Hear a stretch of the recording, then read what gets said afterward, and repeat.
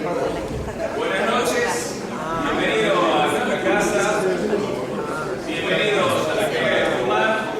Una vez más nos juntamos con Hernán, que nos viene a contar un poquito de su investigación.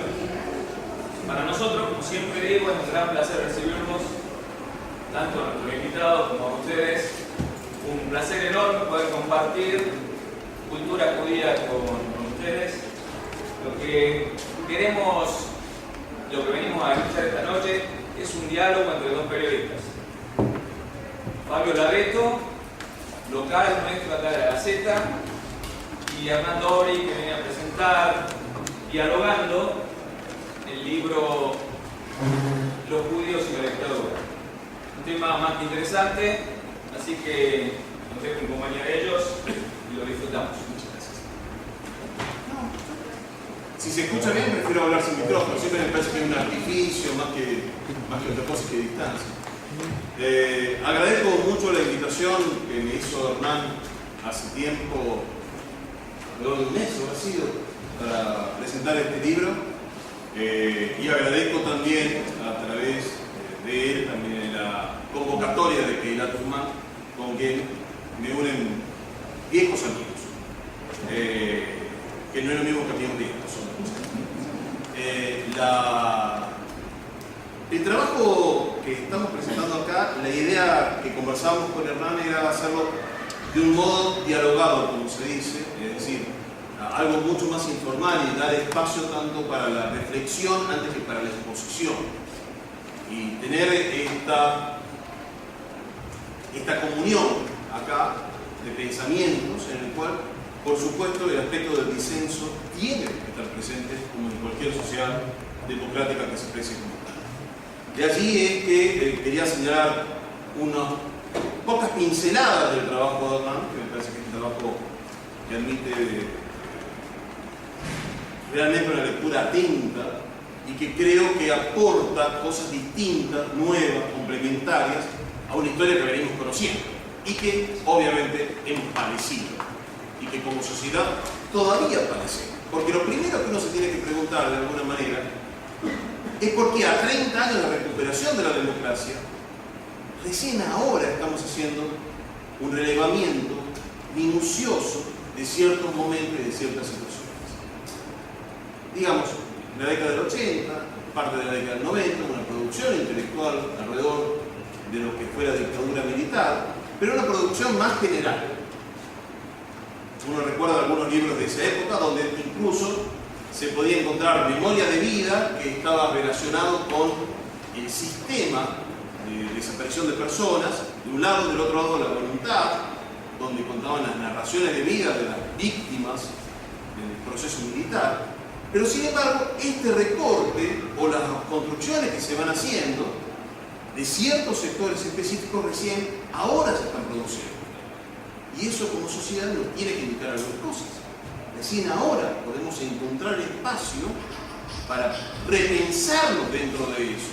No como un colectivo, no de buenos ni malos, sino de cada uno de los distintos cortes, de distintas capas que fue permeando un momento histórico determinado y cómo actuar. En ese aspecto, leyendo Los judíos y la dictadura, creo que hay un sendero muy interesante en el cual está caminando Hernán, que es el sendero de la búsqueda de la verdad. Y aclaro, no es el sendero de la verdad. No es la labor periodística alcanzar la verdad. El trabajo periodístico, según consideramos desde el Foro de Periodismo Argentino que integramos y que Hernán es un connotado miembro de esta sociedad, FOPEA, nuestra función ética es buscar la verdad. Porque siempre en la sociedad hay múltiples verdades.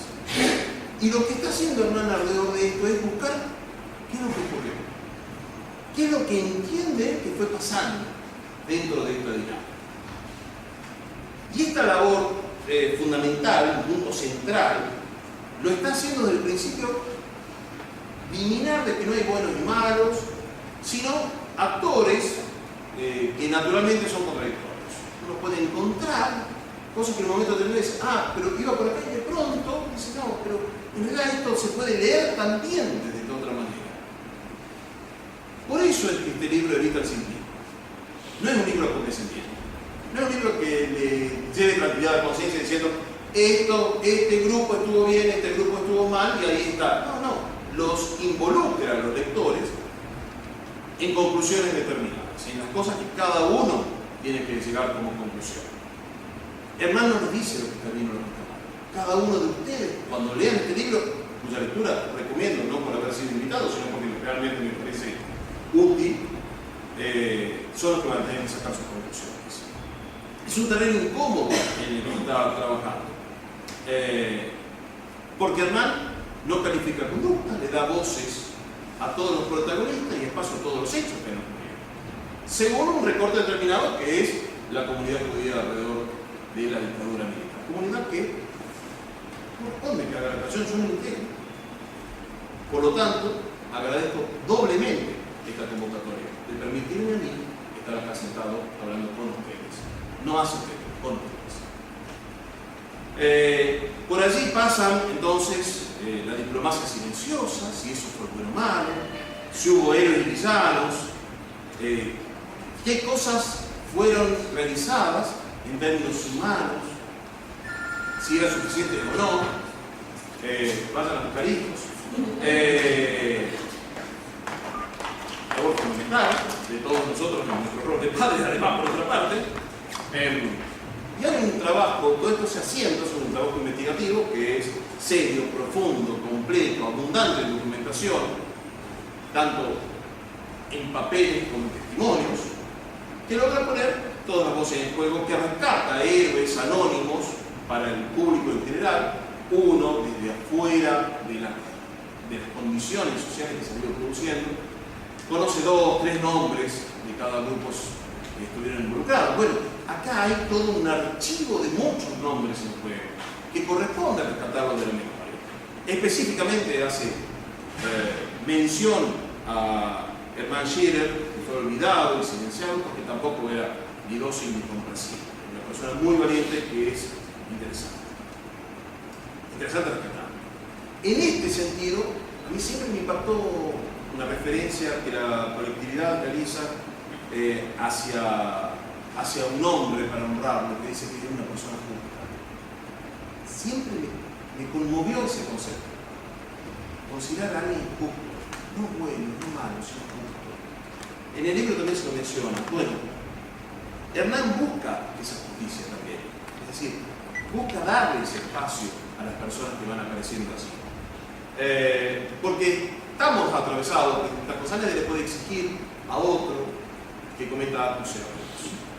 Ni nadie tiene que dar cuenta a otra persona de lo que hizo o dejó de hacer. Sí tendrá que darse cuenta, rendirse cuenta uno a uno mismo en ese proceso. Hernán no lo vivió. ¿Naciste en 74? No lo vivió. Algunos eran más grandes, otros más chicos, cada uno tendrá que analizar lo que fue pasando allí. En un momento que además, efectivamente, la comunidad judía, si bien en el libro se aclara de que no tuvo un hostigamiento específico por su condición religiosa, cuando alguien era detenido, desaparecido, hubo un hostigamiento específico por su condición religiosa. Como comunidad podía no ser perseguida, pero cuando era detectado alguien con una condición religiosa, era perversamente tratado, más todavía que el conjunto de las religiones. Y ese sentimiento judío, creo que debemos admitir que todavía está latente en amplios sectores de la sociedad. Y creo que uno escucha cánticos, lee pintadas, lee pancartas en miles de manifestaciones donde ese sentimiento está volcado. Y creo que eso nos tiene que llamar la atención porque no es algo del pasado, sino del presente continuo que debemos superar. Y debemos superar, lo digo, desde un espacio que tiene una marca urbana determinada. En general, estamos soportando una llaga social de tener pilotes de cemento frente a sedes judías por el mero hecho de una elección de vida. Y mientras no se superen esos pilotes, tiene que estar presente esta memoria. Tiene que estar presente nuestro compromiso para que llegara el día en que uno pase frente a una institución y no la distinga de otras. No esté marcada, señalada específicamente por algo, como una llaga, como un hito, como algo que como sociedad tendremos que ya haber superado. Yo añoro totalmente ese día, ¿no? Sinceramente lo digo, porque hasta ahora lo estamos soportando en calma, cuando en realidad tendríamos que estar indignados cada vez que pasamos así. Tendría que estar llamándonos la atención. Sin embargo, lo hemos incorporado naturalmente a un paisaje urbano que no tiene por qué ser así. Y cuando se levanten estas marcas, ahí es cuando podremos decir que el nunca más se ha completado en esta sociedad. Muchas gracias y quiero arrancar con Hernán, que es el protagonista de esta historia.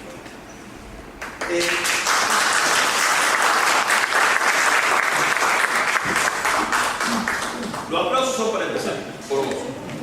A ver, vos venís escribiendo una serie de libros que son recortes determinados sobre distintos hechos que involucran a la comunidad judía, al Estado de Israel y a la dictadura militar como proceso que consumió tanto ideas como tiempo como todo. En particular, este libro, ¿qué es lo que tengo que ver? Bueno, primero, muchas gracias por invitarme de vuelta a Humán. La vez pasada me han recibido muy bien y les agradezco que tengan ganas de volver a escucharme una vez más. Este libro forma parte de una trilogía donde me inspiraron cosas bastante parecidas a los otros dos. Y es tratar de contar historias que no se han contado, porque son temas en los que creo que la dictadura debe haber sido una de las épocas de la historia argentina en la que más se ha escrito libros, por lo menos en los últimos 30 años, y es una de las temáticas con mayor cantidad de bibliografía académica, periodística, histórica, del ramo, creo que el ramo de las ciencias sociales que a uno le guste, ha habido visiones diferentes. Y la verdad cuesta encontrar muchas betas de las cuales no se haya hablado. En especial este libro, a diferencia de los otros, para mí es una cuestión de honor. Porque de honor y justicia, por decirlo de alguna forma. ¿Por qué rescatar del olvido y de la omisión del relato histórico a un personaje, no hablando de persona, sino de jugador en general de la sociedad y de la prensa argentina, que había sido totalmente olvidado por todo lo que se ha escrito hasta ahora sobre la prensa argentina y sobre la prensa argentina durante la dictadura, que es el periódico Nueva Presencia, que posiblemente muchos de aquí lo hayan leído, lo hayan escuchado nombrar, y que fue un medio que realmente se jugó la vida, se jugó muchísimo cuando nadie lo hacía. Y si uno lee los libros que se han escrito sobre la prensa en la dictadura, directamente ni lo nombran. O sea, no usan ni un espacio de 2 palabras, que sea Nueva Presencia, para decir, aunque sea que existió este periódico que hizo tanto cuando los demás no hicieron. Perdón, y sin embargo sí mencionan a los Buenos Aires Herald. Y bueno, ahí están las contradicciones un poco, porque uno le podría decir, bueno, a Nueva Presencia no lo consideramos porque era un diario comunitario. Ok, el Herald que era. Y seamos claros, en la década, fin de la década del 70, principio de la década de los 80, la cantidad de público que hablaba perfecto el inglés y leía perfecto el inglés como para leer el Herald era muy poco. El Herald realmente nadie y nunca jamás voy a quitar la importancia que tuvo. Era un diario más leído entre colegas y entre embajadas y en el exterior, con lo cual se divulgaba hacia afuera lo que pasaba en la Argentina, que después los propios medios argentinos retomaban y tenía repercusión en la prensa argentina. Pero realmente, público argentino, el lector del Herald, era bastante chico. Éramos muy pocos. Yo ni lo leo, nació chiquitito. pero era muy poco la gente que realmente lo leía. Sin embargo, la prensa salía en castellano, con lo cual lo leían, tenía una tirada muy similar, solo que era en un diario y la presencia en un semanario, y fue omitido. Entonces no hay una razón muy clara de por qué se lo dejó de lado. Y mi idea era que no se puede escribir la historia de una sola forma, tratando de omitir por gusto y placer personal, ideológico o lo que fuera. No hay una razón puntual que uno diga, bueno, es por esto que lo tomaron.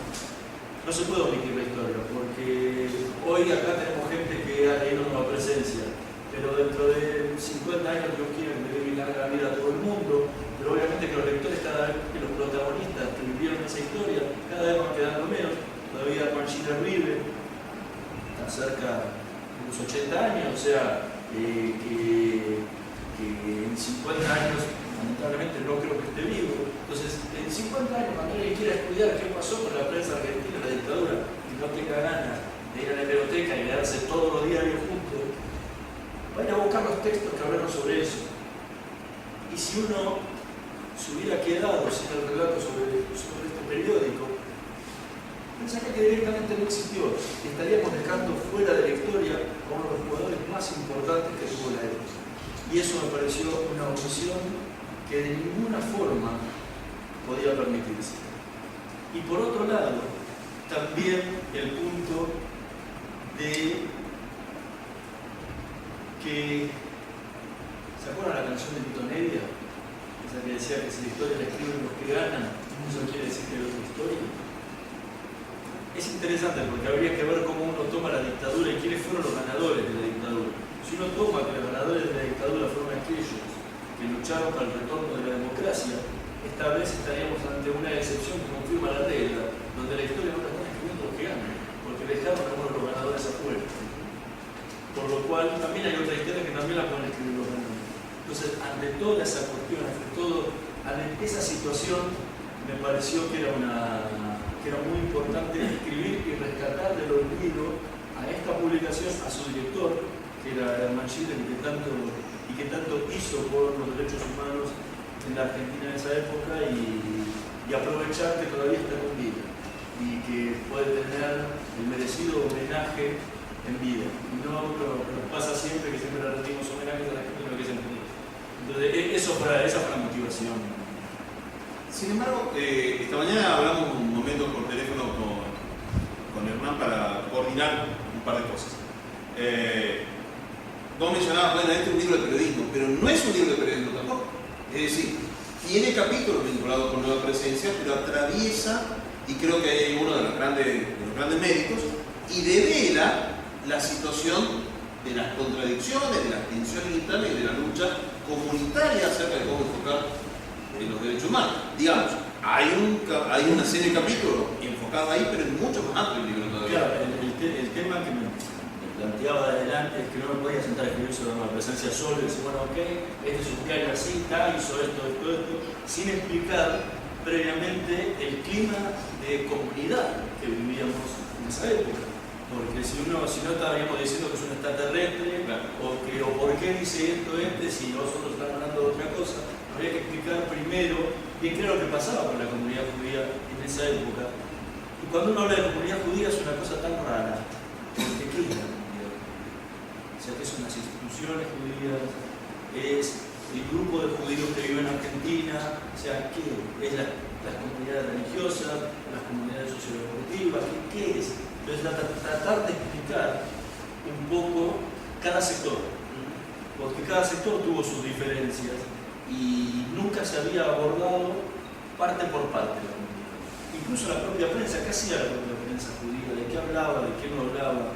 Entonces, esa es el por qué el libro tiene una introducción tan larga, que es casi más de la mitad del libro, tratando de explicar y poner en época, poner en situación cuál fue el rol de la comunidad judía en ese momento, sin caer en el dedo acusador. O sea, en el libro ninguno ningún momento me interesó decir, este no hizo, vos tendrías que haber hecho esto, este tampoco hizo, este hizo más que el otro. O sea, cada uno hizo en la medida que pudo o que quiso, y eso es lo que está reflejado en el libro. O sea, tratar de mostrar qué pasó, qué hizo cada parte de la comunidad en separado, sin caer justamente en la revelación de la comunidad judía hizo esto. La comunidad judía de Tucumán es diferente de la comunidad judía de Córdoba, y la comunidad de Salta y la comunidad de Buenos Aires.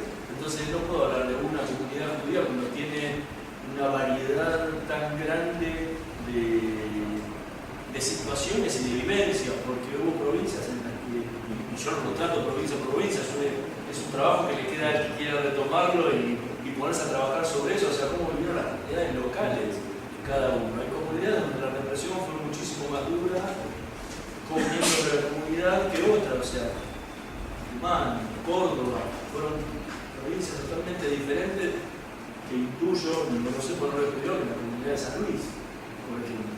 Entonces ahí habría que entrar a ver cada sector de la comunidad también interno cómo fue. Lo mío fue tratar de hablar de las instituciones centrales que dentro de todo bajaban cierta línea a las comunidades locales en el momento y tratar de ver cómo fue lo que vivieron. En una parte del libro, Hernán reproduce una calificación que hizo recientemente falleció, si no me equivoco, este año o hace muy poco, Eduardo Luis Duarte, secretario de Derechos Humanos de la Nación. No fue más que un año y medio. No me acuerdo si fue a principio de este año o a principio del año anterior. Bueno, de este año seguro. Este caso un par de años. Pasan tantas cosas en un año que uno ya no sabe en qué año está. Pero eso es otra historia. Lo real es que hace 3 cortes. Dice que hay 3 categorías acerca de los periodistas, pero lo pensemos despegados de lo que era cuestión de periodistas. Y ahí va a ir la pregunta enseguida. El primer grupo incluso a las empresas periodísticas, los grandes formadores de opinión, pugnando por destacarse en su papel de epígonos de la dictadura. Un segundo conjunto, el más reducido, está conformado por lo que hicieron lo indecible para restarle espacio a la dictadura y dentro de los márgenes de lo posible introdujeron sus críticas, su reparo y su análisis reticente en elogio de la actividad militar. Y el tercer y último grupo estaba encarnado por quienes, si bien no se sumaron al voluntario lógico de la represión masiva, tampoco hicieron nada en su ejercicio profesional, ocupando puestos clave en los medios por restar, aunque fuera muy mínimamente, el espacio de consenso buscado por los militares. ¿Vos creés que estas 3 categorías se puede extrapolar de la prensa al conjunto de los argentinos en ese momento histórico? Los que estaban comprometidos, los que resistían, los que no hicieron nada. 100%. O sea, e incluso dentro de la propia comunidad, o sea, lamentablemente se replica en la prensa exactamente lo que pasó en la sociedad y en sus volúmenes. Si normalmente los que hicieron algo para enfrentar a la dictadura fueron los menos, si no la dictadura no hubiera sido lo que fue como dictadura, ni hubiera durado tanto como duró. Por eso hay algo que a mí me gusta decir siempre en la prensa, que no hay cosa más importante para una dictadura que el silencio. Porque si uno deja hablar la opinión pública, deja hablar la prensa y compañía, no puede hacer absolutamente nada. Si no tenés una manifestación todos los días porque te llevaste a uno de una casa, obviamente que jamás hubiera habido el volumen de desaparecido que hubo. Entonces lo primero que tenés que generar es terror. Cuando generas terror, generas silencio. Porque lo primero que la gente hace es callarse. Y una vez que callaste, ganaste la batalla. Porque haces lo que querés. Sí, y ahí es donde va el punto. Que hay algunos que en ese silencio encuentran la beta para poder hablar. Schiller fue uno, acá San Luis Obrero, el Rabino Marshall Meyer fue otro, dentro de la comunidad judía el Rabino Roberto Gaetz fue otro, personaje olvidado de quien había que escribir muchísimo más, que todavía vive también, de San Francisco, de Estados Unidos, y de muchísimos otros que han luchado en la dictadura. Pero si los empezamos a contar,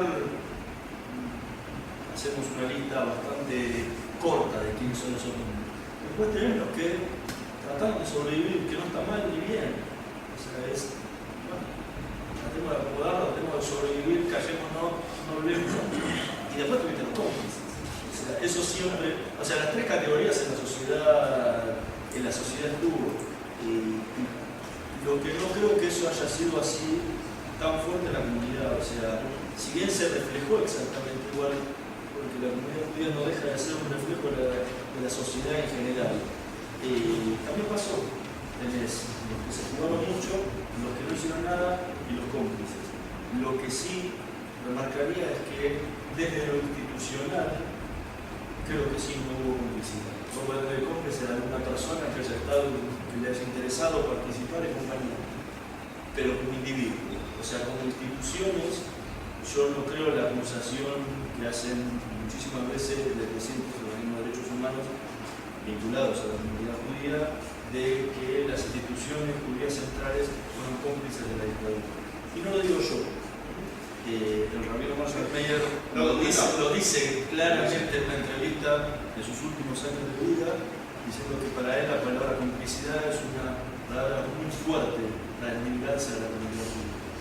Hubo otra cosa, hubo miedo y era, como decía él, el 10º mandamiento, le dice argentino, quédate peor en el mundo y no te metas.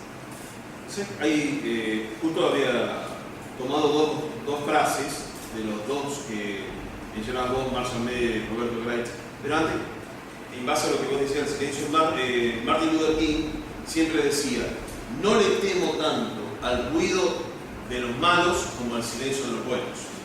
Me parece que eso resume muchas cosas. Y justo había tomado dos frases de tu libro, y cito página 76, página 123, para que vean que ni yo la encuentro. Una era de Marshall Meyer, que dice: la complicidad más que la diligencia judía del Estado del pueblo argentino. Y el otro es de Roberto Grech, que esto me parece que es muy importante. Dice: cuando el judío encoge los hombros y exclama algo habrá hecho, ha vaciado su judaísmo de cualquier contenido ético. Y me parece que la idea de la ética es una idea central en todo esto. ¿Qué dices? En eso 100%, y ellos dos toman justamente el camino de la ética y el camino de los profetas, diciendo: tenés que meterte, tenés que hacer, no podés quedarte en el mundo, no podés quedarte callado. Y eso, por eso, lamentablemente fueron pocos. Lo que no quiere decir que los demás que no se haya hecho absolutamente nada. Pero ahí hay algo que ellos marcan, y Roberto Grech lo marca después. Es el tema de cuál tiene que ser el rol del individuo y cuál tiene que ser el rol de la entidad. Y él lo dice en una frase que fue muy polémica cuando vino a testimoniar ante la CONADEP, como testigo ante la CONADEP. Y él dice que no voy a sacar textual, me voy a equivocar una palabra. Ya lo busco, capaz que no le podés, que él como individuo puede inmolarse. Puede agarrar, inmolarse y luchar contra la dictadura hasta que lo maten. Pero eso no se le puede pedir a una entidad comunitaria, porque la entidad comunitaria tiene responsabilidad por un montón de otras cosas, y de muchísimos individuos y muchísimas tareas, y no le puede pedir que se inmole en nombre de algo que cree, porque pone en riesgo todo lo demás. Entonces, ¿qué él puede decirle? Que por eso fueron individuos los que lo hicieron, e incluso individuos que eran líderes espirituales de sus propias comunidades y que iban en contra incluso de la propia dirigencia de sus propias comunidades. Porque lo que hacía Marshall Meyer en su momento, lo que hacía Roberto Grech en su momento, e incluso lo que hacía Hermann Schiller, que esto es más difícil porque ya es una empresa, fue por una cuestión individual.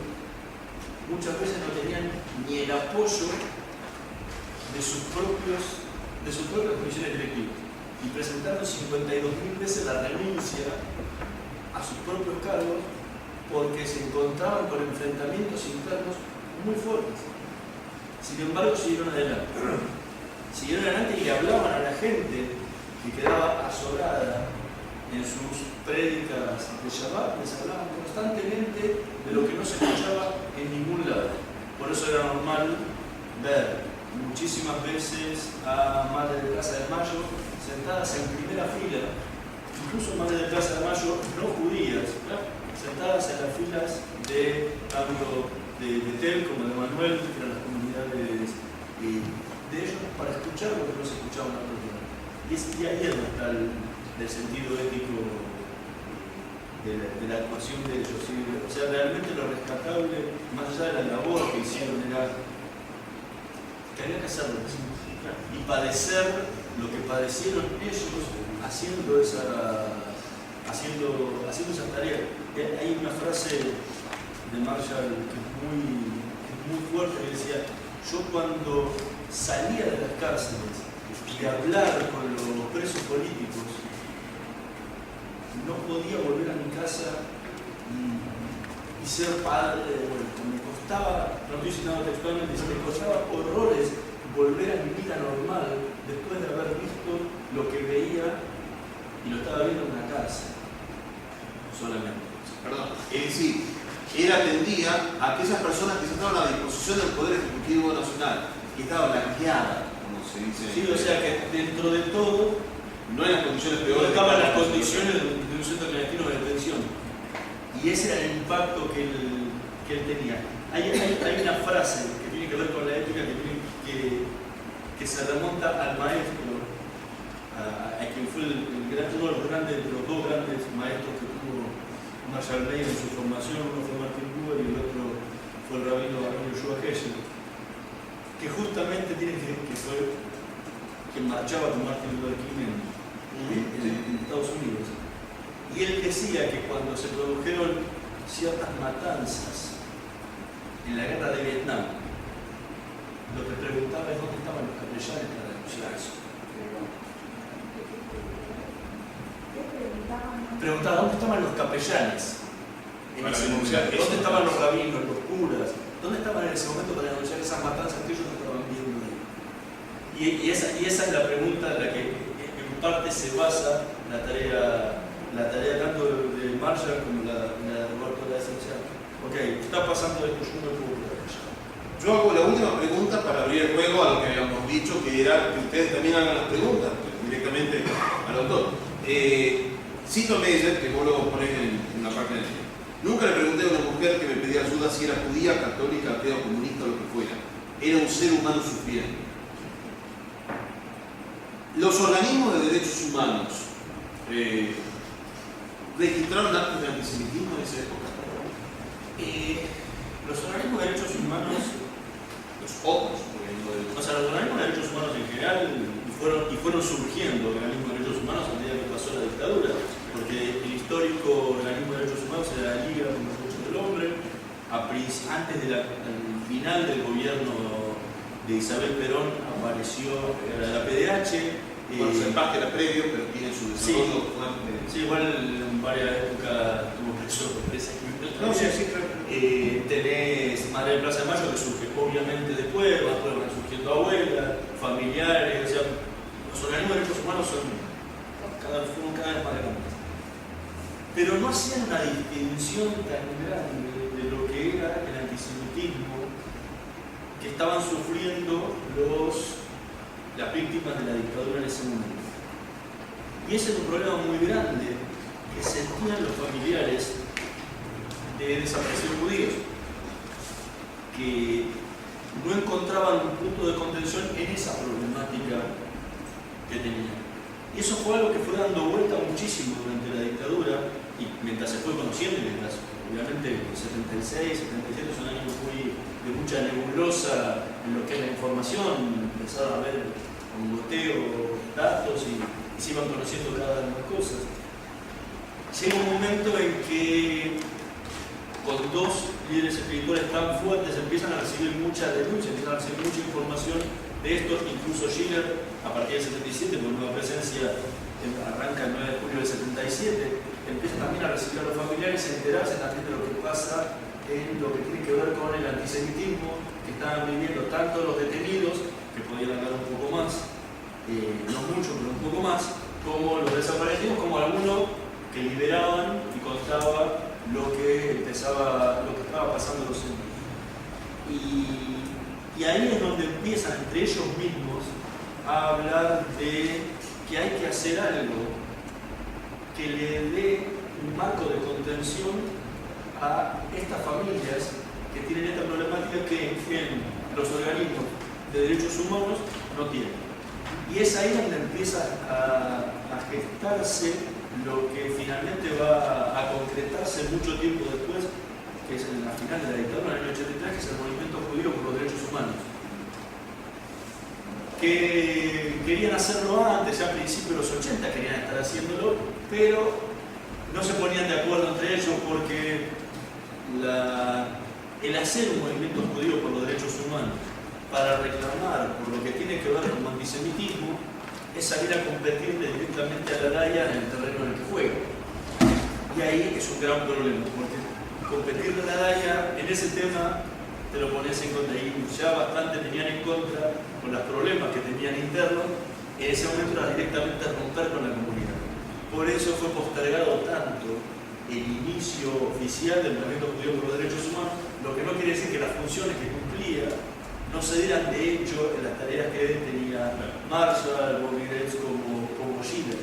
Recién, en el año 83, esta foto se las muestro en la tapa del libro, esta foto es histórica, es la primera aparición que tiene el movimiento judío por los derechos humanos.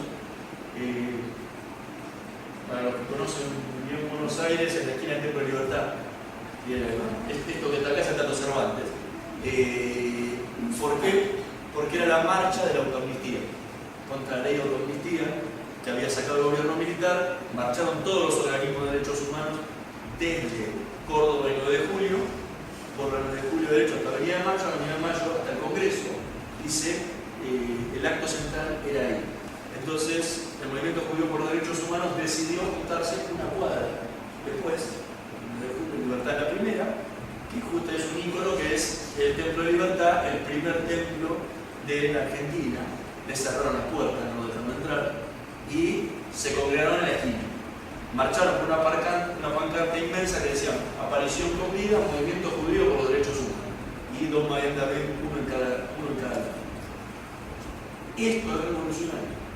Es revolucionario para la comunidad judía, porque es la primera vez, y estoy esperando siempre que alguien me diga, no, yo conozco otra, pero no la conozco, y ojalá encuentre alguna vez algo para que me haga cambiar de opinión. Es la primera vez que un organismo que tiene que ver con la comunidad judía argentina se llama judío.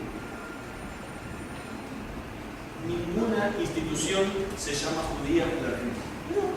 Ni al día de hoy, siglo XXI, todas las comunidades son israelita, hebrea, macabea, hebraica, sionista, la que a ustedes les guste, pero no hay una que se llame judía. Que diga comunidad judía de Tucumán, comunidad judía, centro judío de tal. En Estados Unidos son todas. La Jewish Federation, la Jewish esto, la Jewish Committee, todo. Pero en la tradición argentina no existe. Y esta era la primera que quebraba esa cuestión de segundo plano y de no poner el judío adelante. Tiene una cuestión histórica por dos cosas. Primero venimos con una historia, con una herencia francesa de la primera comunidad judía argentina, que es francesa, son alsacianos, que es la comunidad israelita de la República Argentina. Entonces en Francia la tradición era esa por cuestiones de antisemitismo muy histórico. Y por otra tiene que ver con que hasta no hace muchos años la Real Academia Española tenía la palabra judío como una acepción de avaro y compañía. Entonces no era para la lengua española muy lindo ponerte un nombre que tuviera una connotación negativa.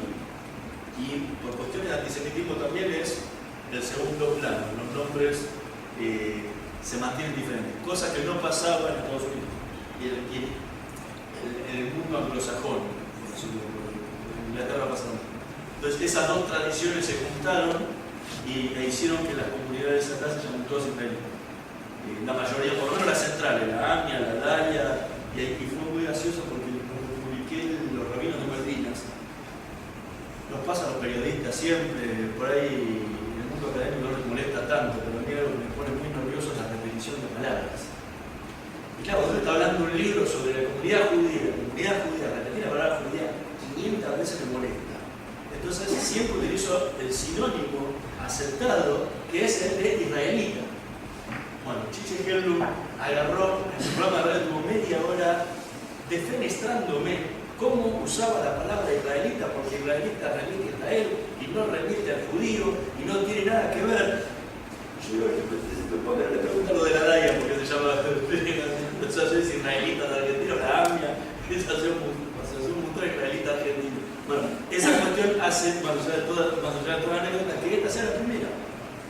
Y tenía que ver con el meter el dedo en la llaga. Y así, y mostrarse como judíos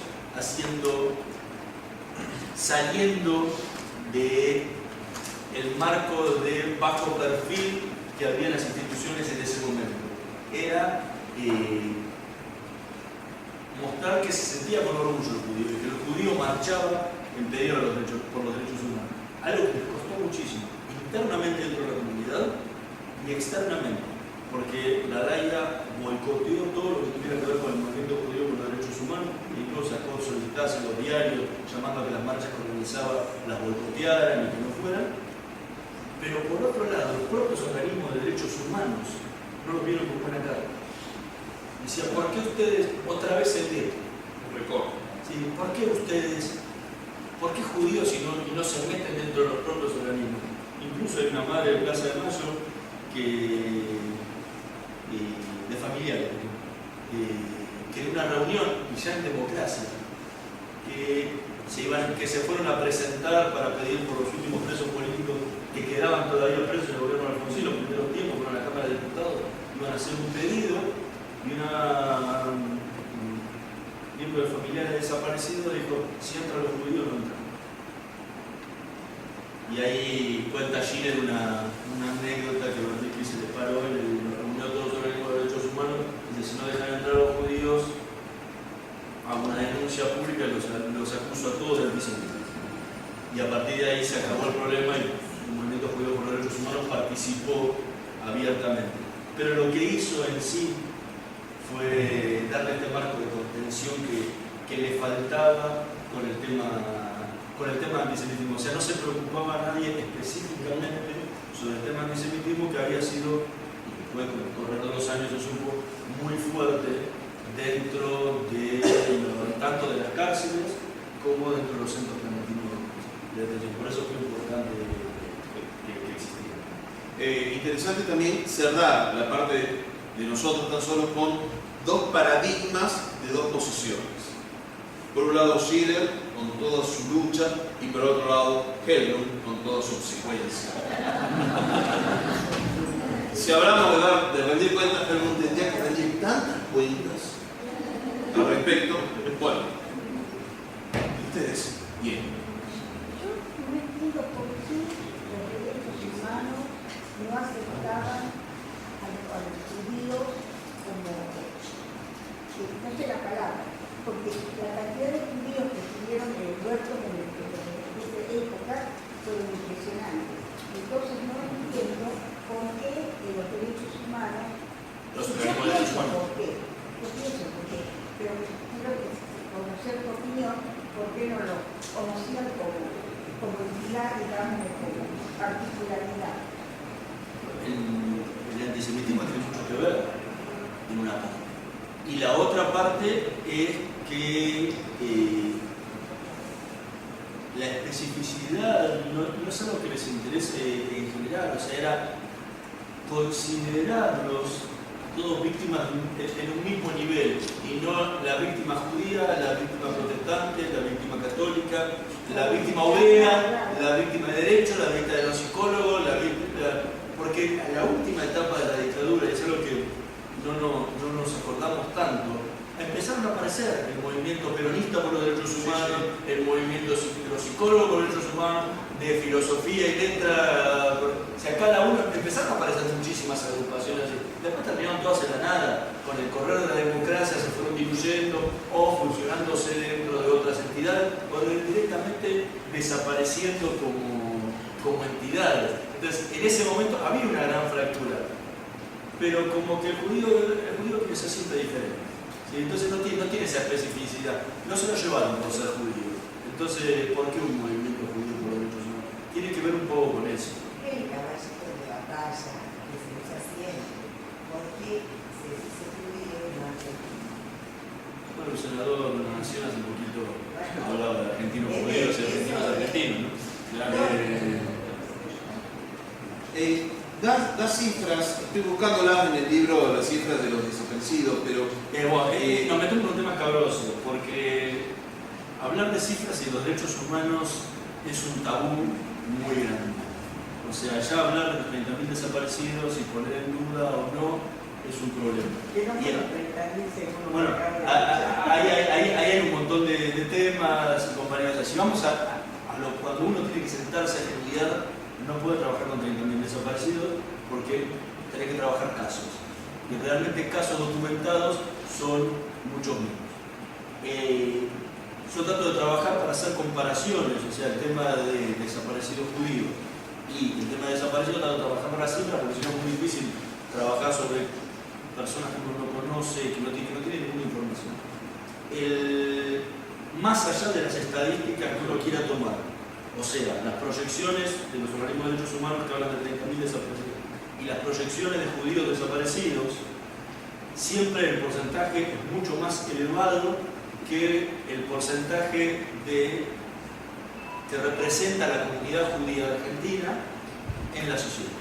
O sea, la comunidad judía argentina en esa época, y también siempre no sé cómo hacerlo, alguna vez me gustaría, porque nunca me censaron, pero me gustaría saber cómo hacer para controlar cuál es el número de la comunidad judía en Argentina. En ese momento hablaban de 275.000, algunos 300.000, más o menos.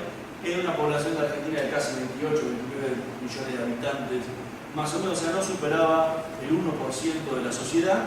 Sin embargo, estamos hablando de que las cifras, tanto de los datos que tenemos como de las proyecciones, estamos hablando del 10, un 12% de judíos dentro de los desaparecidos. Cifra inmensamente alta. Y que es interesante, y eso hizo un ensayo hace unos cuantos años en La Haya sobre por qué. Porque siempre estaba el por qué era tan elevado ese número. Y todos decían que no hubo una persecución contra la comunidad judía. Sin embargo, el número es altísimo. Entonces, ¿por qué es tan alto? Y yo a través de las estadísticas traté de llegar a una conclusión cercana a lo que se decía normalmente, y es que los judíos que desaparecieron formaron parte de los sectores de la sociedad contra los que se ensañó más la dictadura. ¿Sí? En general, tanto a nivel de militancia como a nivel estudiantil, como a nivel profesional. El único dato que da diferente de la estadística del nunca más es el tema de los obreros. Y dentro de la comunidad judía, por una cuestión socioeconómica, la población obrera era muy baja, pero a diferencia de nunca más, la cantidad de profesionales dentro de la comunidad judía es mucho más alta. Entonces esas dos se ajustan, esas dos variables, pero todas las dos variables dan iguales. Y son muy pocos los casos, podríamos decir que se pueden contar los dedos de la mano, los casos de judíos que hayan sido secuestrados por su condición de judíos. Vos mencionás uno solo. Hago un par, pero el de la familia Pargament es uno, que entraron a la casa, vieron pasaportes ellos que habían viajado a Israel y se lo llevaron, y otro caso de dos chicas que entraron a la casa, estaban estudiando y por casualidad entraron a esa casa porque estaban buscando otro, porque era el robo, por casualidad entraron a buscar a una persona que no vivía en ese lugar y abrieron las agendas y le contaron a una por qué tenés tantos apellidos judíos. Soy judía, con los pelos para pero creo que son las excepciones que confirman la regla. Y con esto dicho, dentro de los centros clandestinos de detención, la tortura sí era ocurre. Y a mí no me gusta hablar de más tortura o menos tortura, porque no existe un torturómetro, y creo que cuando uno lo está picaneando no hay un nivel de tan torturando más que otros. Pero sí había prácticas especialmente sádicas destinadas a los judíos, que están excelentemente narradas y terriblemente narradas en Nunca Más.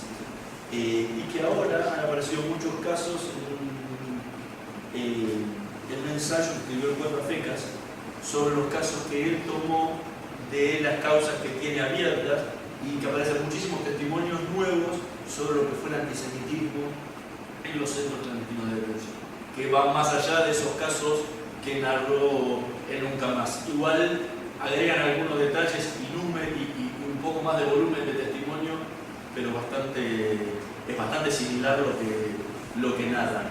Pero no, o sea, a nivel de comunidad no hubo un pogrón contra la comunidad judía argentina. La comunidad siguió funcionando de la misma forma que venía funcionando hasta ese momento. No hubo ciertas instituciones por cuestiones de la dictadura, sino por otras cuestiones. No hubo intervenciones.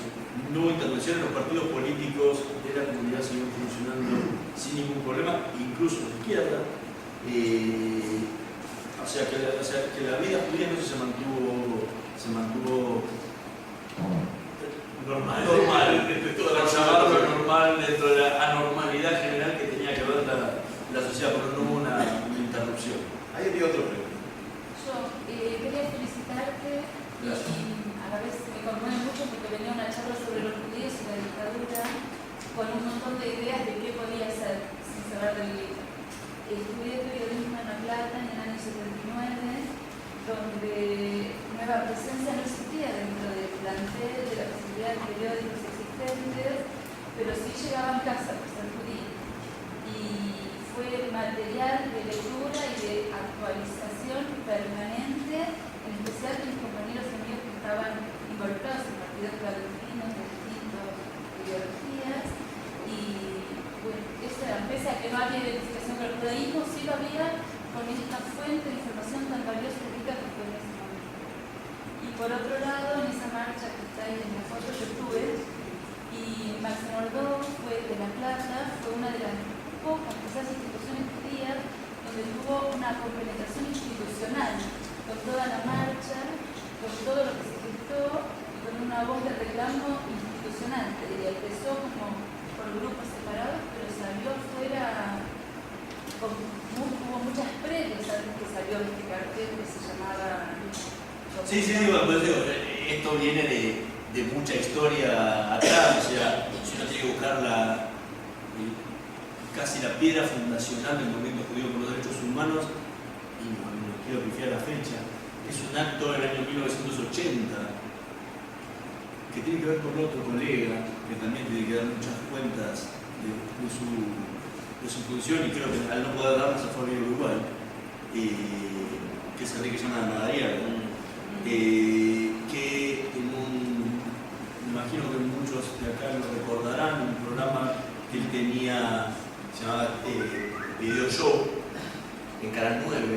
En esa época invitó a su programa al ingeniero Jaime Rosenblum, que ahora hace una segunda lectura de un montón de... Estoy leyendo los cables de la Embajada de Estados Unidos, iba mucho a hablar a Jaime, cuál era la importancia de Jaime Rosenblum en la comunidad. Ese día lo invitó como un judío común y corriente y lo interrogó. Yo creo que Goebbels se hubiera puesto colorado con la pregunta que me dio la Madariaga. No hubiera llegado a tanto, creo. Fue terrible. Decía que es gracioso porque no era Tucumán. ¿Por qué? Porque le pregunta por qué los judíos se preocupaban por lo que pasa en Tucumán. Sí, porque lo pasa en Tucumán. No sé por qué Tucumán no tenía llama, pero le preguntó así. Será por una cuestión de tamaño del país con la provincia, no sé. Y la DAIA en ese momento protestó por eso, por una protesta bastante moderada y compañía, y tanto desde Nueva Presencia como Marcel Meyer, no estaba el rabino Roberto Leal, ya se había ido a vivir a San Pablo, así que no estaba. Organizaron un acto en la comunidad NSI, la nueva comunidad israelita de la calle Arcos en Buenos Aires, donde estuvieron como oradores el rabino Marshall Meyer, el rabino Haff, que era el rabino dueño de casa, el rabino Mordejai Ederi, el y un colega nuestro, un compañero de FOPEA, Daniel Bush. Daniel, sí. Ese acto colmó las instalaciones de NSI, había gente en la calle, mucha juventud, mucha protesta, mucho pedido de salir a la calle a manifestarse, y estaba invitado el presidente de la DAIA en ese momento, que era Mario Gorenstein, y estaba invitado a hablar, no quiso hablar ni tampoco participó de la marcha, y es ahí donde empieza esa cuestión de, ok, ¿por qué no hacemos algo? O sea, ¿por qué no, si ellos no lo hacen, organicémonos y hagámoslo como institucionalmente? Pero entre Herman y Marshall no se ponían de acuerdo. O sea, Marshall no quería cortar con la comunidad y sacar, en el movimiento judío por los derechos humanos, se a quebrar con la comunidad, y Herman era mucho más... sí, o sea, ya estaba fuera, entonces no tenía ningún problema de lanzarse a eso. Así que por eso digo, por lo que vos hablas que se venía gestando desde antes, sí, desde 3 años antes ya venía dando mucha vuelta. Y es interesante porque, repasando la prensa judía de la época, hay mucha información, hay muchos datos sobre eventos del Max Pro de La Plata. Sí, hay mucha información de actividades, de cosas, y más en un lugar tan convulsionado como La Plata. Claro. Y lo que vos decías de que el periódico terminó pasando por muchas manos que no tenían nada que ver con la comunidad judía. Nueva Presencia, hay dos datos muy interesantes sobre eso. Nueva Presencia debe ser, lo voy a traer a vuelvo si alguien tiene un dato para refutármelo, bárbaro, pero estoy seguro de que esto es así. Nueva Presencia debe haber sido el único diario judío leído por más no judíos que por judíos. Si alguno tiene otro, por favor me lo cuente, así lo agrego como un detalle. Pero nació como un diario judío en el seno de la comunidad judía, en el seno de una empresa hipertradicional de la comunidad judía como era Die Presse. Y por su propia naturaleza, o sea, por las denuncias que estaba haciendo y por las cosas que estaba hablando, empezó a pasar obviamente por lo que vos decías, por manos de gente que empezaba a leer lo que no leía en otro lado y encontraba en esa prensa judía, con esa particularidad de enfoque judío que le daba Nueva Presencia, la información que no encontraba en otros lados. Entonces empezaron a leerlo por los organismos de derechos humanos circulares o Pan Caliente, y como decía, le gusta decir ayer, la señora Gorda, que esperaba encontrar algunas noticias sobre el mundo judío, se horrorizaba y dejaba de suscribirse a Nueva Presencia. Y fue eso mismo lo que le permitió a Nueva Presencia sobrevivir. Porque la presión que ejerció la comunidad judía, las instituciones de la comunidad judía, sobre el periódico, sobre los anunciantes del periódico, fue tal que si no hubiera tenido esa masa inmensa de lectores no judíos, posiblemente hubiera sucumbido. Y eso le llevó aparte a tener una masa de publicidad. Uno lee Nueva Presencia y como periodistas nos da envidia, porque creo ni que los diarios hoy tienen la cantidad de publicidad que tenía Nueva Presencia. Pero empieza un viraje. Si uno mira la primera época, estaba la publicidad de Joe Maneiro, de Club Casa, de Club Este, Hebraica, publicidad de Gambia y compañía, y cuando va avanzando, cuando se va radicalizando el lenguaje, y encima empieza a cambiar el público un poco, empieza a ver el aviso chiquitito, a ver el negocio de la esquina, pero bueno, el negocio de la esquina, de gente, de propios lectores, anuncios profesionales, de psicólogos, de médicos, de esto, pero, o sea, anuncios más chicos, personales, pero que inundan el diario, por lo menos en páginas que está con publicidad, que información es increíble. Y eso le permitió sobrevivir, porque por dos lados, primero, a la asfixia que lo quería someter la comunidad para hacer lo que se rara, uno. O condicionar el discurso. No condicionar el discurso, ya era, allí no lo condicioné con nada. Sí, hasta el día de hoy es incondicionable. Y la segunda era que la propia empresa tampoco lo condicionaba a Schiller, porque estaba haciendo un negocio bárbaro. Y lo dice Herman. ¿Sabe cuántos empleados tenía Nueva Presencia? Herman Gil. Nada más. Todos los colaboradores, toda la gente que escribía, Marcos Aguín, Leonardo Segman, Ricardo Feyerstein, Daniel Mulchi, que Daniel Mulchi que escribía y era secretario de redacción de Clarín, ¿sí? ¿Ok? O sea, no era un chiquito que recién empezaba, era el secretario de redacción del diario Momento de Argentina en ese momento. Antonio Lorenovsky, no me quiero olvidar son decenas y decenas que estamos pasando. Todos colaboraban gratis. Nadie cobraba un peso. O sea que el diario era un negocio redondo. Papel, imprenta y un periodista que le pagaban bastante mal. Eso era, y tenían una masa de publicidad enorme, entonces también para la propia empresa decían, seguid adelante. O sea, la primera época era, bueno, cuidado, y después se seguía adelante. Porque no le iban a condicionar mucho más, porque era un gran negocio. Y fue Nueva Presencia un gran negocio, y hasta que Schindler se casó y se fue. Porque dijo, bueno, basta, está todo muy bien, en el año 87 soy el héroe de la película, porque estoy muriendo de hambre. Entonces decidió hacer su propio diario, que le llamó Nuestra Presencia, que duró 2 meses y medio, una cosa por el estilo, porque consiguieron un crédito, compraron papel, lo agarró los aumentos de papel de la época de Alfonsín y lo fundió a los 2 meses. Pero esa cuestión, eso que vos viviste ahí, fue el punto esencial por el que sobrevivió Nueva Presencia.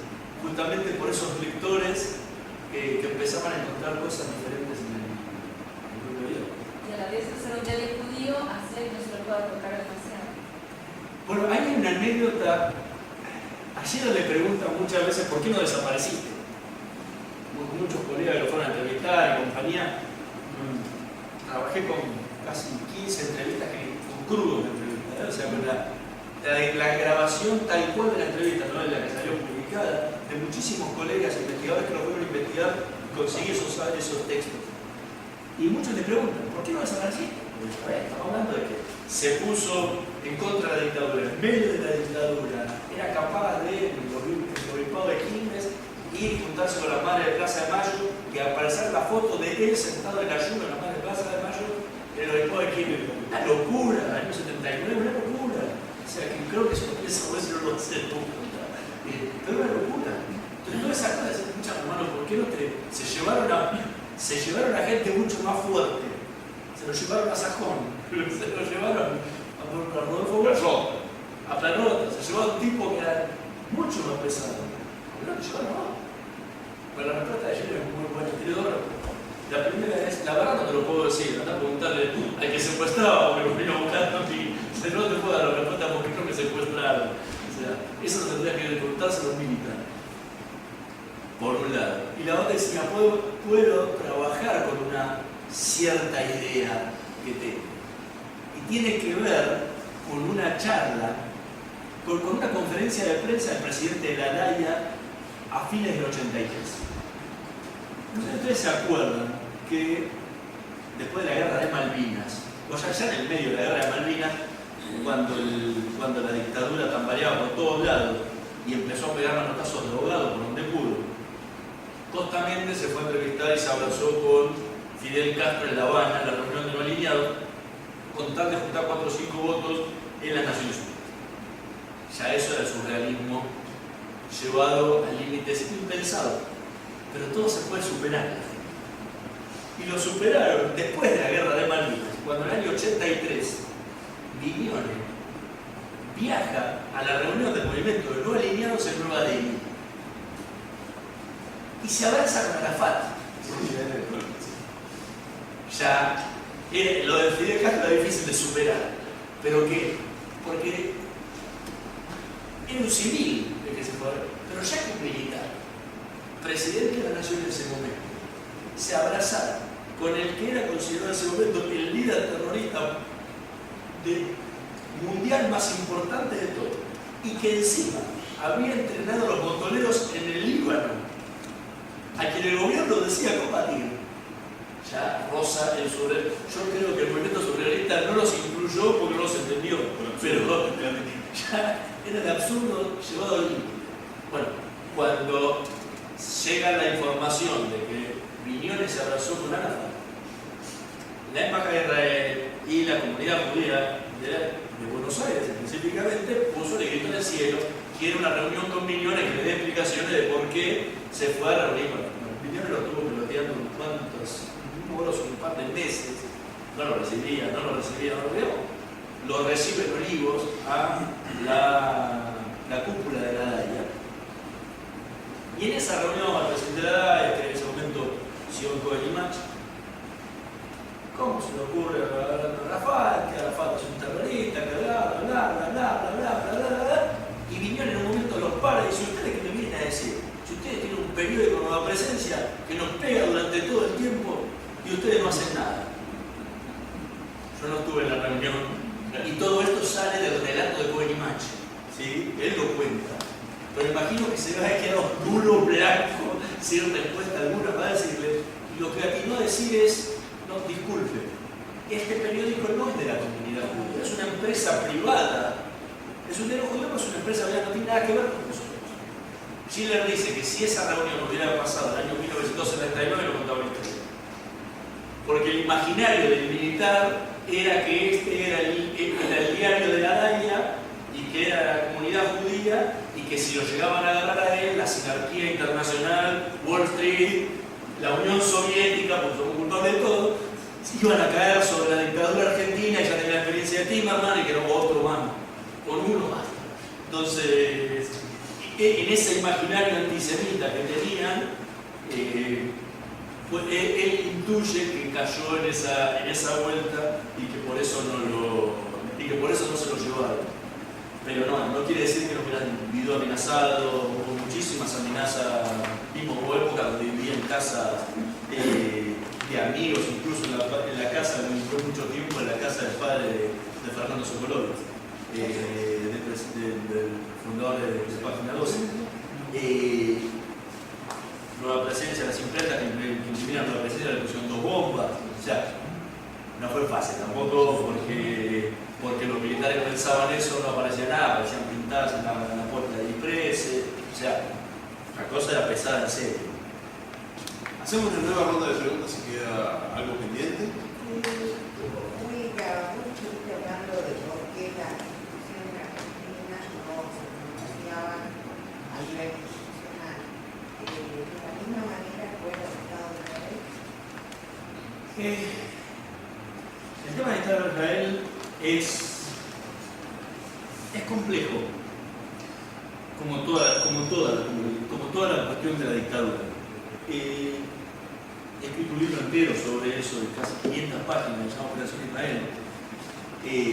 La que recomendábamos también enfáticamente. Sí, va a ser un poco más difícil porque está agotado, así que si alguno lo encuentra, me avisa, porque ando buscando encontrar. Pero no, el tema de Israel tiene una cuestión de 3 puntos muy importantes. El primero de todos es la gran acusación que hay de los familiares de desaparecidos, encabezado en su momento porque fue una de las líderes más importantes que tuvieron los familiares de desaparecidos judíos, que fue René Edelman, que falleció hace unos cuantos años. Ellos acuñaron una frase que decía: no quiero imaginarme que con las armas israelíes que le están metiendo los militares, están matando a nuestros hijos.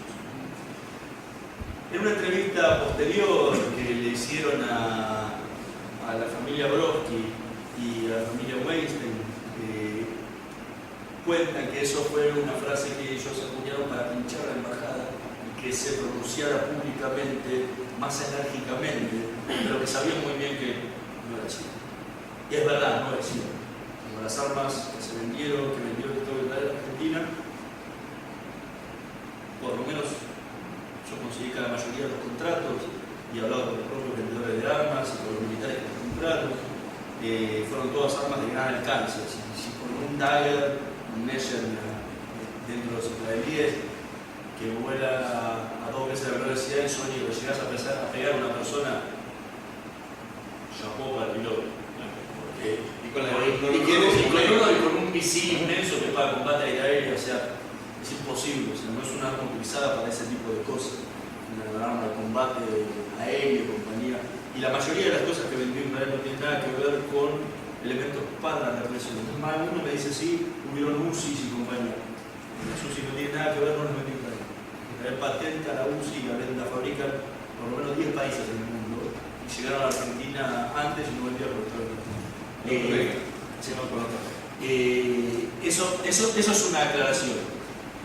Israel tomó una postura que algunos criticarán más, otros menos, que fue la postura de la diplomacia silenciosa.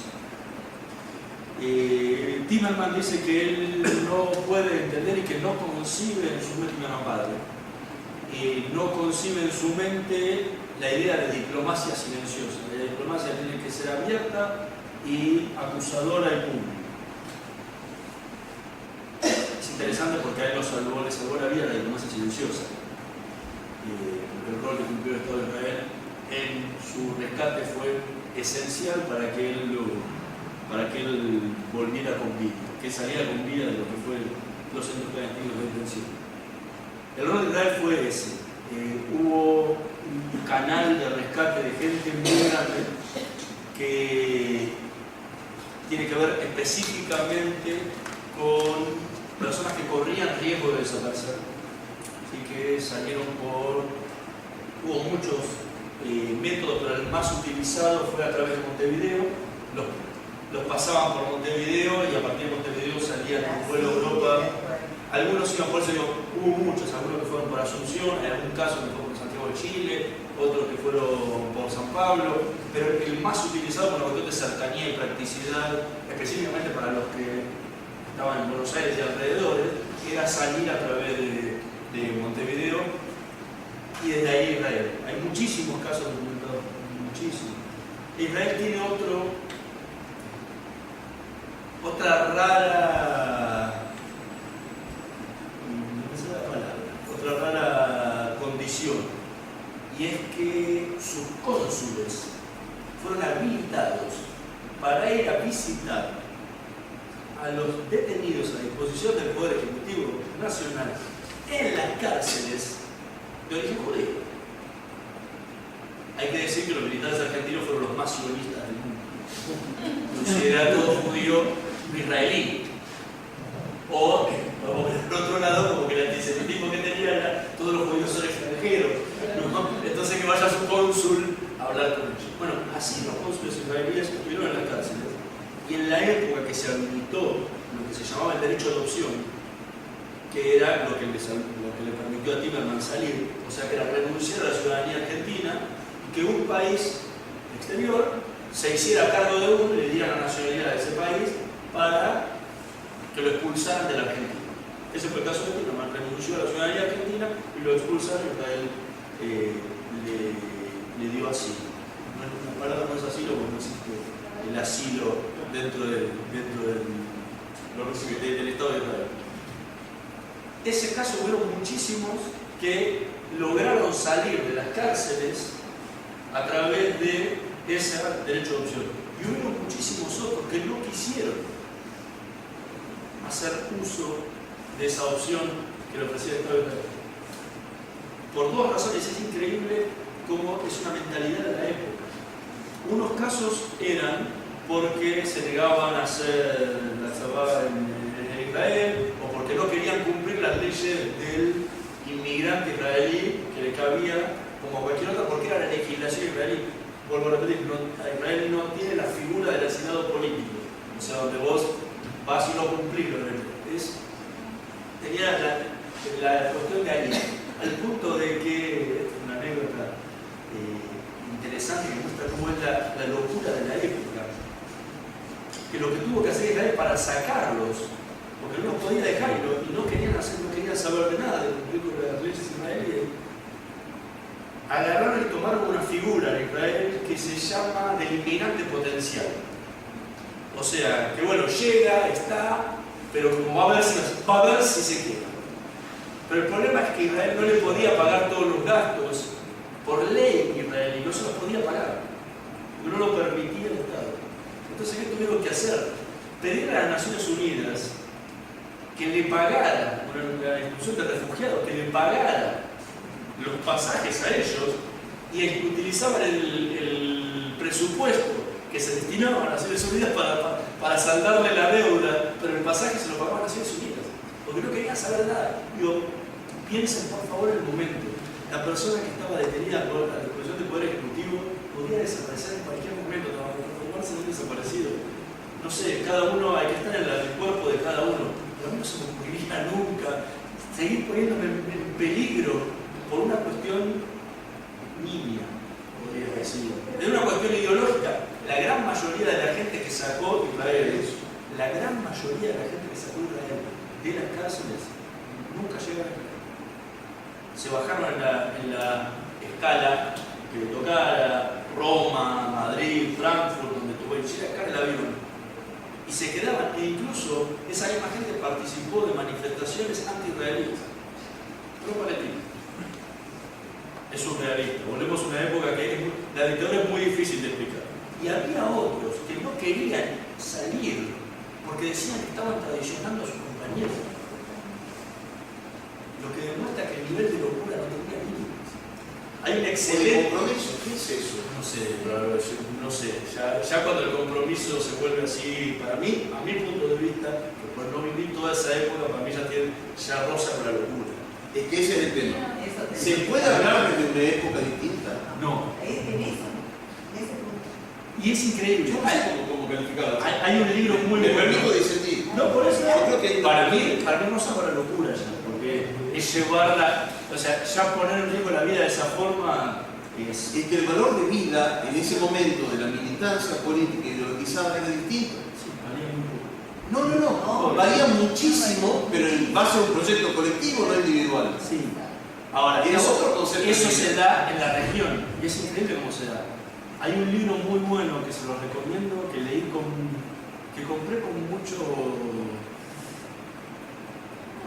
prejuicios, que se llama Pacto de Sangre, la comunidad judía en Uruguay. Escrito por un ex diputado y periodista uruguayo, no judío. Y yo dije, cuando vi la tapa y el título y compañía, dije, este libro debe ser el protocolo de la versión uruguaya. No, lo que intentó, con mucho éxito, fue desmitificar todas las acusaciones que hay contra la comunidad judía en Uruguay, que son un calquito de las que hay acá en Argentina. Y uno de los casos que él cuenta en la dictadura era ese mismo, que cuando les ofrecían salir y rescatar a quienes estaban presos en Uruguay, la respuesta era la misma: yo me quedo acá. A mí, por ahí, desde mi juventud, me cuesta pensarlo y entenderlo, y es muy difícil entender una época desde otra época. Por eso es lo que no trato de hacer en el libro en ningún momento, tratar de entender las cosas. Las cosas son así, pasaron así, no tratar de explicarlo. Charlamos acá y todo. No es algo que yo planteé en el libro, especialmente, justamente eso, porque es muy difícil. Y es algo y es un vicio muy grande que tenemos hoy en día en general, que es tratar de ver una época con la visión privada. Queda tiempo para una pregunta y si no, la despedida directa. Yo iba a preguntar lo del exilio, ¿verdad? Que no lo voy a preguntar. O sea, el tema del exilio no está abordado en este libro. Del exilio, o sea, de la gente que... O sea, hay un capítulo entero que yo le dedico al rol del Estado de Israel.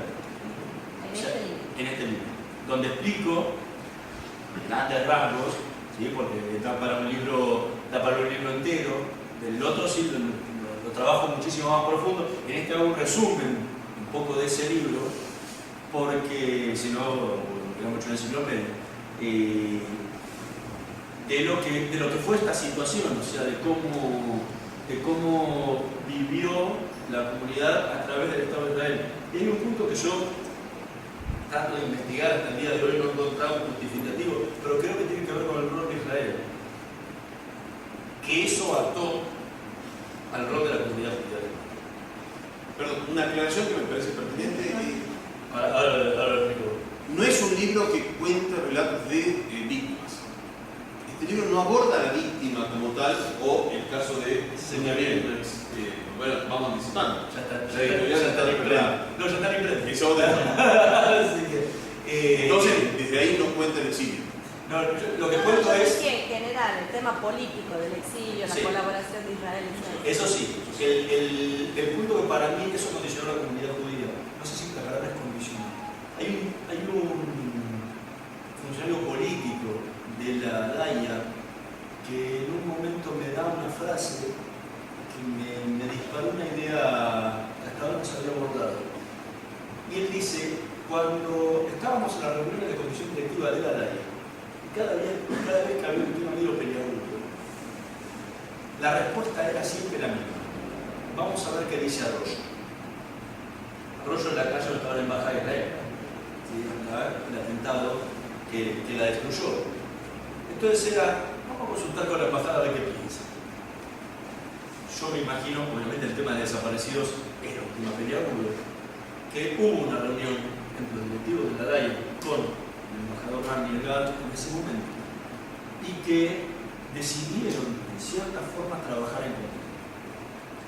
El problema era que si Israel tenía una diplomacia silenciosa, ¿no? Vuelvo a decir, es una idea mía que estoy tratando de comprobar en base a testimonio por documentación no hay nada. Si Israel trabajaba en base a una diplomacia silenciosa y la DAIA salía a denunciar el antisemitismo y las violaciones a los derechos humanos en la Argentina y compañía, las cuentas le van a pedir a Israel y van a pedir cuentas de si lo escuchamos, no, debe ser nosotros que estamos callados. Por otro lado, pasaba lo mismo con las comunidades del exterior, que la DAIA intentó callar todo tipo de denuncia, porque si no, saltaba lo israelí siempre del otro lado. Entonces, esa cuestión de silencio a nivel de lo que es denuncia pública, creo que tiene mucho que ver con una actitud que tomó nuestro Estado.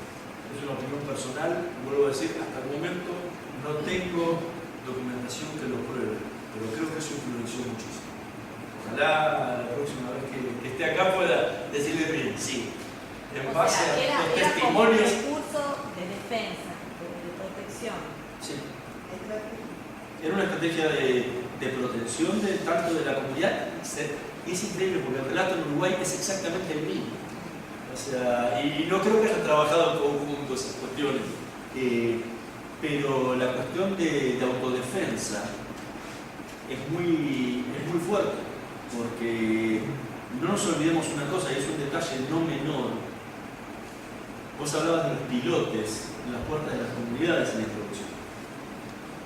Es increíble, no voy a hablar de magnitudes, pero el nivel de ataque directo contra las comunidades judías en la época de la dictadura fue mucho mayor que el que sufrieron las comunidades en los últimos 20 años. Las bombas en las comunidades, las bombas que explotaban y las que no, las pintadas antisemitas, ¿sí? Y la literatura nazi que circulaba en la época de la dictadura era increíble. Profanación de cementerios yo te les meto porque es una moneda corriente en democracia, en dictadura, ya es algo que lamentablemente estamos mal acostumbrados. Pero bombas en la sede hebraica, bombas en la puerta de Natal de San, bombas en la comunidad de Córdoba, bombas en la comunidad de Rosario, bombas y explotaban. Bombas que dinamitaron el seminario rabínico Gertzelson, un seminario rabínico ortodoxo, en pleno Ponce, si no me equivoco, siempre la calle la riesgo de Boulogne-sur-Mer, por ahí lo volaron. No hubo víctimas porque lo volaron a la noche y los chicos que dormían en la parte de atrás y estuvieron heridos nada más. Pero lo volaron al edificio. O sea que estamos hablando de que esos ataques había y la comunidad tenía que responder también a eso, porque el ataque había. Ahora, nunca fueron abiertamente los militares, pero los grupos de ultraderecha que corrían sin control o con una zona liberada de poder hacer lo que quisieran. En el barrio de Once era normal, ya varias veces hay crónicas de acribillaban a balazos los negocios judíos en nuestra temporada. Se lo estamos haciendo. Hoy creo que la situación es 10 veces, 1.000 millones de veces más tranquila por más que tenemos los pilotes adelante. La situación era muy pesada, o sea, la comunidad tenía que lidiar no solo con el tema de desaparecidos, sino con el tema de la propia seguridad interna. Es es una época muy pesada y que veníamos de una época muy pesada. Porque la época de la AAA, o sea, la última época del gobierno de Isabel Perón, fue una época de una virulencia antisemita terrible, terrible. Entonces, era toda una época muy compleja para la dirigencia comunitaria. Entonces, esa cuestión de trabajar con el Estado en una política similar, para mí no sería descabellado pensar. Y una aclaración, el tema de las armas, que siempre es una discusión muy fuerte entre el Estado de Israel. La primera venta de armas fuerte que hace Israel a la Argentina es de agosto del 78. O sea, cuando lo más pesado de la dictadura, lo más pesado a nivel de desaparición, no digo yo, no se le estadística nunca más, o sea, donde la mayor cantidad de desapariciones habían sido construidas. O sea, no fue en el momento, o sea, que le empezó a vender armas en el año 76. O sea, que eso vino mucho después de lo que tuvieron que ver con las propias desapariciones en el momento.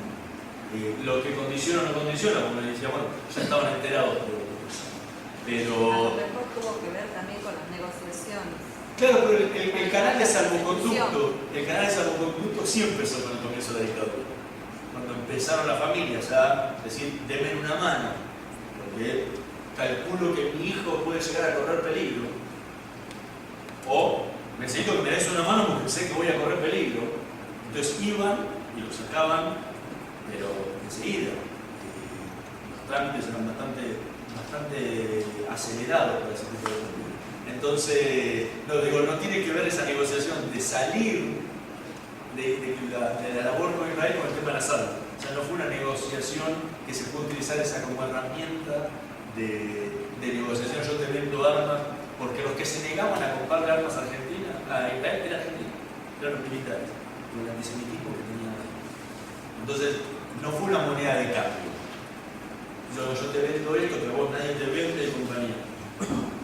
En eso, por lo menos, y casi ni se usó después del 78, porque ya el nivel de desapariciones fueron mucho más bajas, buena parte de los desaparecidos ya estaban muertos, porque los niveles de desaparición en las primeras épocas fueron de la matanza.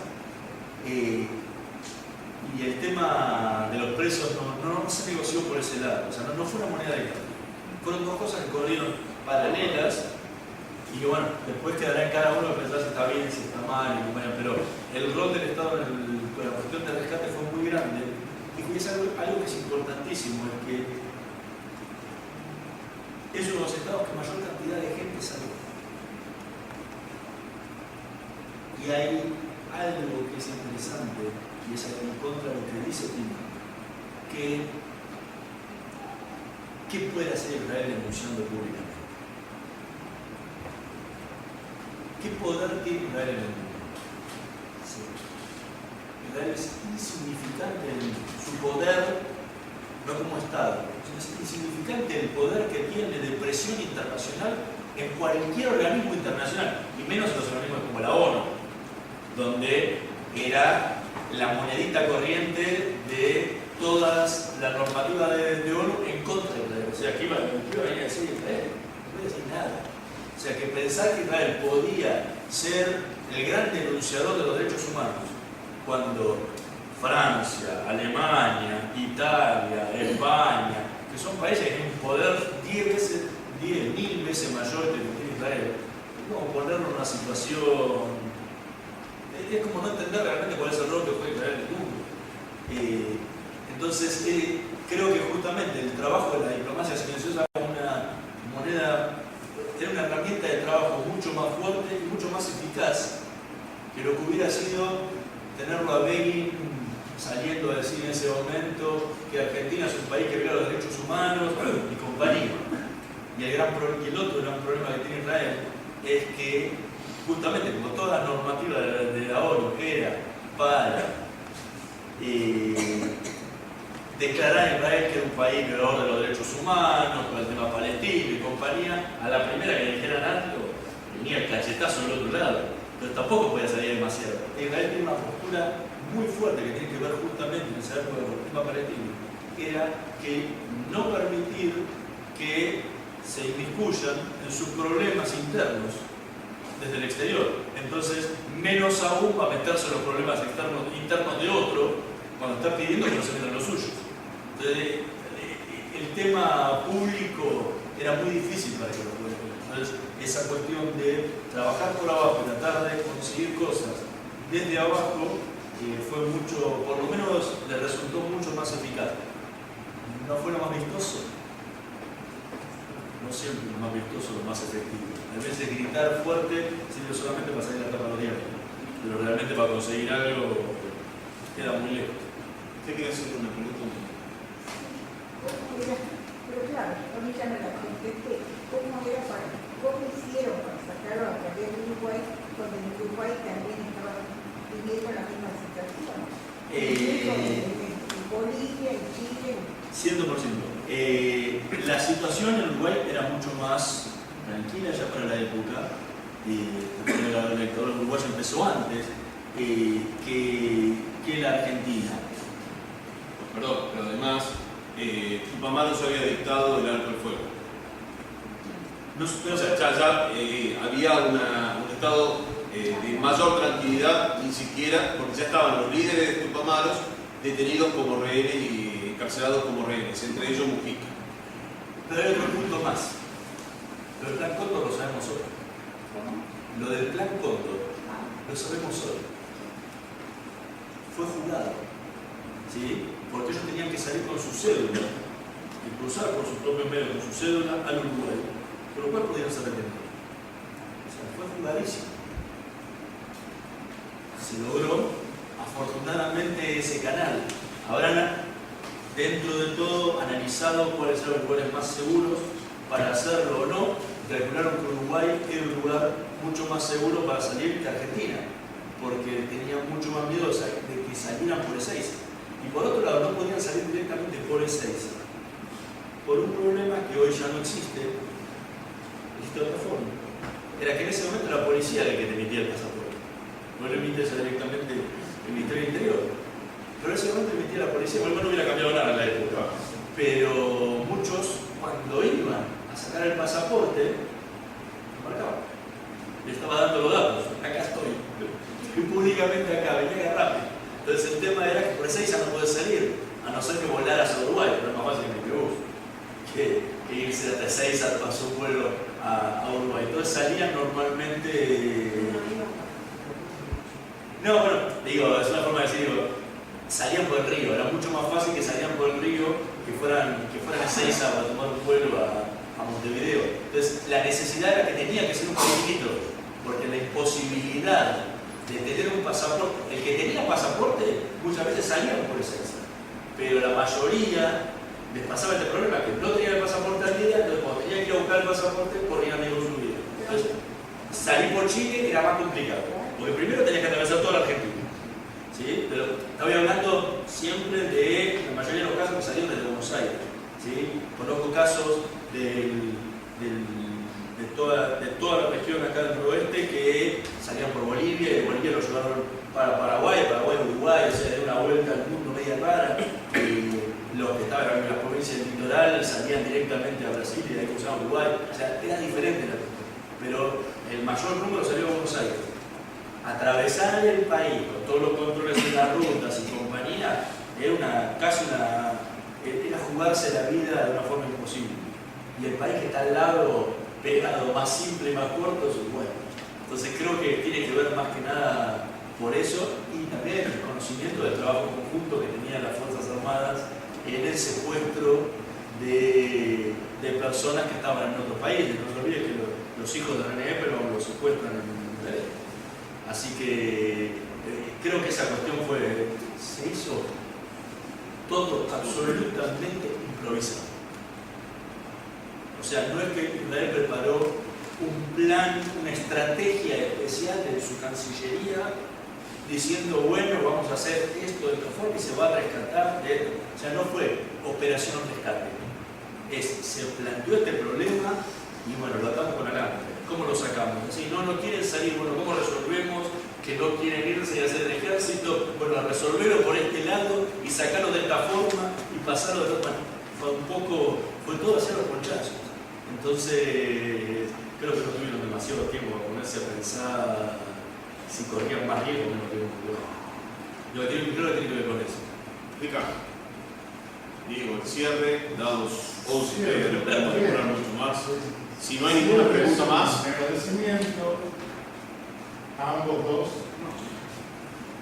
amigos de la casa, para vos, los 100 años de la colectividad unida. Muchísimas gracias.